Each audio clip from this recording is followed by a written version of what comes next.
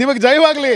ಆದರೆ ಕೇಳಿಸ್ಕೊಳ್ಳಿ, ಬಹಳ ಮುಖ್ಯವಾಗೇನು ಅಂತಂದರೆ ಇವತ್ತು ಆಮ್ ಆದ್ಮಿ ಪಾರ್ಟಿಯ ಕೇಜ್ರಿವಾಲ್ರನ್ನ ಜೈಲೊಳಗಡೆ ಇಟ್ಟು ಚುನಾವಣೆ ಮಾಡಿದ್ದಾರೆ ನರೇಂದ್ರ ಮೋದಿ. ಅಂದರೆ ಇದು ನರೇಂದ್ರ ಮೋದಿ ಅವರ ಹೇಳಿದ್ದನ ಅಲ್ಲದೆ ಮತ್ತೇನು. ಇವತ್ತು ಕಾಂಗ್ರೆಸ್ ಪಾರ್ಟಿಯವರ ಕೈಗಳನ್ನು ಕಟ್ಟಾಕಿ ಅವರ ಅಕೌಂಟ್ಸ್ ಅನ್ನು ಸೀಸ್ ಮಾಡಿ ಆಮೇಲೆ ಚುನಾವಣೆಗೆ ಹೋದರೂ ಕೂಡ ಇಡೀ ದೇಶ ಇವತ್ತು ಈ ಪ್ರಮಾಣದಲ್ಲಿ ಮೋದಿ ಸರ್ಕಾರದ ವಿರುದ್ಧ ತಿರುಗಿ ಬಿದ್ದಿದೆ ಅಂತ ಅಂದ್ರೆ ರಿಸಲ್ಟ್ನ ಅರ್ಥ ಏನು?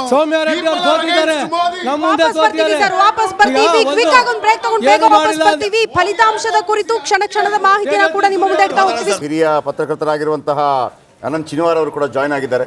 ಬೆಳಗಿಂದ ನೋಡ್ತಾ ಇದ್ದೀರಿ ಅಂತ ಅಂದ್ಕೊಂಡಿದ್ದೀನಿ. 1, 2, 3, 4 ಪಾಯಿಂಟ್ಗಳನ್ನು ಗಮನಿಸಿದರೆ, ಒಂದು UP, ಇನ್ನೊಂದು ಒಡಿಶಾ, ಇನ್ನೊಂದು ಆಂಧ್ರ ಪ್ರದೇಶ್, ಮತ್ತೊಂದು ವೆಸ್ಟ್ ಬೆಂಗಾಲ್. ಓಕೆ, ಹೆಂಗೆ ಗಮನಿಸ್ತಾ ಇದ್ದೀರಿ ಇದನ್ನು? ಉತ್ತರ ಪ್ರದೇಶ್ ಬಹುಶಃ BJPಯವರೇ ಅಂದ್ಕೊಂಡಿದ್ದಕ್ಕಿಂತ ಹೆಚ್ಚಿನ ಹೊಡೆತವನ್ನು ಅವ್ರಿಗೆ ಕೊಟ್ಟಿದೆ. ಓಕೆ, ನಾವು ಏನಾಗ್ಬಿಡುತ್ತೆ ಅಂದರೆ ಒಂದು ಎಕ್ಸ್ಪೆಕ್ಟೇಷನ್ ಲೆವೆಲ್ ಜಾಸ್ತಿ ಆಗಿಬಿಡುತ್ತೆ. ಮೋದಿಯವರು 400 ಪಾರ್ ಅಂತ ಹೇಳ್ತಿದ್ದಂಗೆ ಒಂದು ಎಕ್ಸ್ಪೆಕ್ಟೇಷನ್ ಲೆವೆಲ್ ಸೆಟ್ ಮಾಡಿಬಿಟ್ರು ಇಲ್ಲಿಗೆ ಅಂಥೇಳಿ.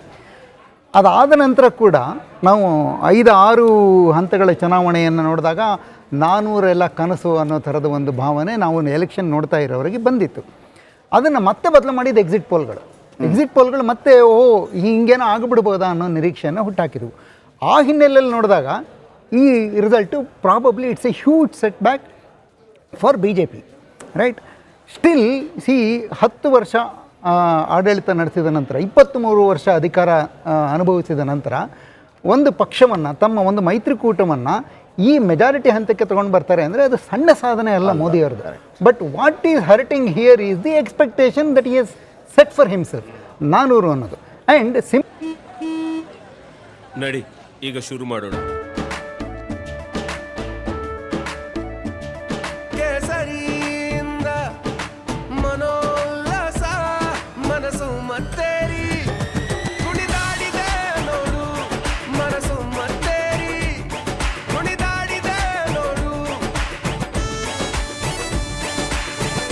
ಕ್ಷಣ ಕ್ಷಣವೂ ಆಚರಿಸಿ ಕೇಸರಿ ಹಬ್ಬ. ವಿಮಲ್ ಬಾಯಲ್ಲಿ ಹೇಳಿ ಕೇಸರಿ. ಸಿಂಪಲ್ ಮೆಜಾರಿಟಿ ಬರಲಿಲ್ವಲ್ಲ, 272 ಕೂಡ ಬರಲಿಲ್ಲ ಅಂತಂದಾಗ ಮೋದಿಯವರ ಸ್ವಭಾವಕ್ಕೆ ಒಗ್ಗದ ಹಾಗೆ ಈಗ ಯಾರದ್ದೋ ಮರ್ಜಿಯಲ್ಲಿರಬೇಕಾದ ಅನಿವಾರ್ಯತೆ ಅವ್ರಿಗೆ ಬಂದಿದೆ. ಇದನ್ನು ಹೇಗೆ ನಿಭಾಯಿಸ್ತಾರೆ ಅನ್ನೋದು ಬಹಳ ಮುಖ್ಯ. ಈಗ ಮೋದಿಯವರದನ್ನು ಮಾಡ್ತಾರಾ? ಇದುವರೆಗೂ ಇದ್ದಿದ್ದೇನು, ತಮ್ಮ ಪಾಡಿಗೆ ತಾವು ಯಾವ ನಿರ್ಧಾರವನ್ನು ಬೇಕಿದ್ರು, ಯಾವ ಪಾಲಿಸಿಯನ್ನು ಬೇಕಿದ್ರು overnight they could just ramrod the decisions. ಈಗ ಹಾಗಾಗೋದಿಲ್ಲಲ್ಲ, ಈಗ ಯಾರ್ದೋ ಮರ್ಜಿಯಲ್ಲಿರಬೇಕಾಗತ್ತೆ. ಇದನ್ನು ಹೇಗೆ ನಿಭಾಯಿಸ್ತಾರೆ? Can Modi do it? Modi ಅವರೇ ಪ್ರಧಾನಿ ಆದರೆ there is still a question. ಅದೆಲ್ಲ ಇನ್ನೂ ಕ್ಲಾರಿಟಿ ಸಿಗಬೇಕು. ಬಹುಶಃ ನನ್ನ ಅಂಡರ್ಸ್ಟ್ಯಾಂಡಿಂಗ್ ಪ್ರಕಾರ ಆಗ್ತಾರೆ. ಇನ್ನು ವೆಸ್ಟ್ ಬೆಂಗಾಲ್ ಬಂದ್ರಲ್ಲ, wherever you over do things you have to face a setback ಅಂತ. ಅಲ್ಲಿ ಹೋಗಿ ಮಮತಾ ಬ್ಯಾನರ್ಜಿಯವರ ವಿರುದ್ಧ ಸಂದೇಶ್ ಖಾಲಿ ವಿಚಾರ ಇದೆಯಲ್ಲ, ಸಂದೇಶ್ ಖಾಲಿ ವಿಚಾರವನ್ನು ಅಷ್ಟು ದೊಡ್ಡದಾಗಿ ಮಾಡಿದ ನಂತರ ಅದರಲ್ಲಿ ಏನು ಇಲ್ವೇನೋ ಅನ್ನೋ ಥರದ ಒಂದು ಭಾವ ಹೊರಡಲಿಕ್ಕೆ ಶುರುವಾಗಿಬಿಟ್ರೆ credibility takes a beating. Credibility of the campaign takes a beating. Mamata Banerjee, all said and done, she has as strong an election machinery in Bengal as BJP has all over India, right? ಆ election machinery ಅಂತ ನಾನು ಯಾಕೆ use ಮಾಡ್ತೀನಿ ಅಂದರೆ, election fight ಮಾಡೋದೇ ಒಂದು art ಅದು, right? ಅದಕ್ಕೆ ಒಂದು ಕೇಡರ್ ಸೈನ್ಯ ಬೇಕಾಗತ್ತೆ. ಆ ಥರದ ಸೈನ್ಯ ಇದೆ. ಎಲ್ಲೆಲ್ಲಿ ಹೇಗೆ ಏನೇನು ಮಾಡಬೇಕು ಅಂತ ಗೊತ್ತಿರುವಂಥ ಸೇನಾಧಿಪತಿ ಬೇಕಾಗತ್ತೆ. ಆ ಥರದ ಸೇನಾಧಿಪತಿಗಳು ಬೇಕಾದಷ್ಟು ಜನ ಇದ್ದಾರೆ. ಹಾಗಾಗಿ it was wrong to underestimate Mamata Banerjee. It was wrong to overestimate Yogi Adityanath, right?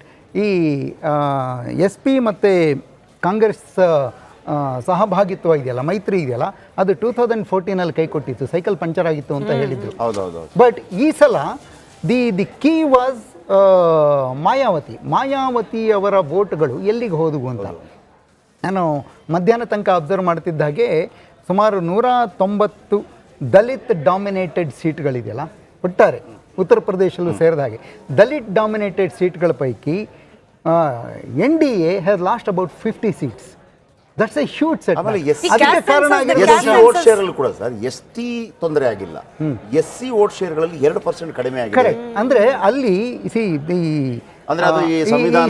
Central theme ಅಂತ ಇರುತ್ತಲ್ಲ, central theme of the campaign. BJPಗೆ ಈ ಸಲ ಯಾವುದೇ ಒಂದು ಸೆಂಟ್ರಲ್ ಥೀಮ್ ಇರಲಿಲ್ಲ. Okay.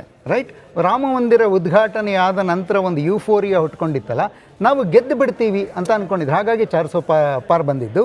But how Congress set the narrative ಅಂತ ಹೇಳಿ ಅಲ್ಲೇ ಬಂದಿದ್ದು ಸಂವಿಧಾನ. ನೀವು 400 ಮುಟ್ಟುತ್ತೀರಿ ಅಂತಂದ್ರೆ ಸಂವಿಧಾನ ಹಾಳಾಗತ್ತೆ ಅಂತ ಹೇಳಿ ಅವ್ರದ್ದೇ ಎಂಪಿಗಳದೆಲ್ಲ ಹೇಳಿಕೆಗಳು ಬಂತು. ಬಟ್ ಈಗಲೂ ರಾಹುಲ್ ಗಾಂಧಿ ಅವರು ಪ್ರೆಸ್ ಮೀಟ್ ಮಾಡಿದಾಗ ಒಂದು ಹೆಜ್ಜೆ ಮುಂದಿಟ್ಟಿದ್ದೀರಿ, ಕಂಗ್ರಾಚುಲೇಷನ್ ಅಂತ ಅಂದ್ರು. ಸಂವಿಧಾನ ಉಳಿಸೋ ಪ್ರಕ್ರಿಯೆ, ಸಂವಿಧಾನ ಉಳಿಸೋ ಪ್ರಕ್ರಿಯೆಯಲ್ಲಿ ಇಲ್ಲಿ ತನಕ ತಗೊಂಡು ಬಂದು ಬಿಟ್ಟಿದ್ದೀರಿ, ಇನ್ನು ಮುಂದೆ ತಗೊಂಡು ಹೋಗ್ಬೋದಾಗಿತ್ತು ಅಂತ, ಇನ್ನು ಮುಂದೆ ಅಂದರೆ ಅಧಿಕಾರಕ್ಕೆ ತರಬಹುದಿತ್ತು ಅನ್ನೋದಿದೆ. ಬಟ್ ಇದು ಸಂವಿಧಾನವನ್ನು ಉಳಿಸುವಂತಹ ಹೋರಾಟ ಅಂತ ಅವರು ಸೆಟ್ ಮಾಡಿದ ನರೇಟಿವ್ನ ಸೀರಿಯಸ್ನೆಸ್ನ ಅರ್ಥ ಮಾಡ್ಕೊಳ್ಳಿಕ್ಕೆ 2 ಹಂತ ದಾಟಬೇಕಾಯಿತು BJPಗೆ.